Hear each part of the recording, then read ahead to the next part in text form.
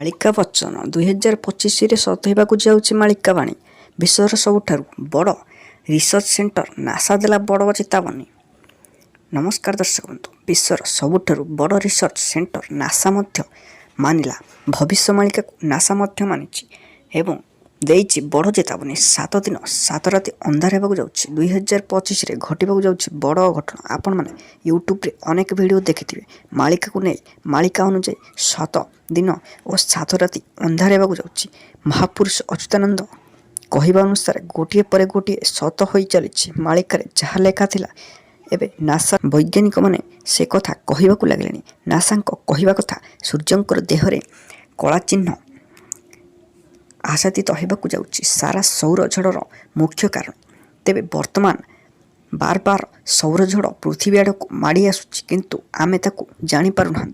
କିନ୍ତୁ 2 ରୁ 3 ବର୍ଷ ଭିତରେ ସୌରଝଡ଼ ଭୟଙ୍କର ରୂପ ଧାରଣ କରିବ, ଯାହା ସାଟେଲାଇଟ୍ ସିଷ୍ଟମକୁ ଧ୍ୱଂସ କରିଦେବ। ଆଉ ଯଦି ସାଟେଲାଇଟ୍ ସିଷ୍ଟମ ଧ୍ୱଂସ ହୁଏ, ଫୋନ୍, ଇଣ୍ଟରନେଟ୍ ସିଷ୍ଟମ ସବୁ ଅକାମୀ ହୋଇଯିବ ବୋଲି ବୈଜ୍ଞାନିକ କହିଛନ୍ତି।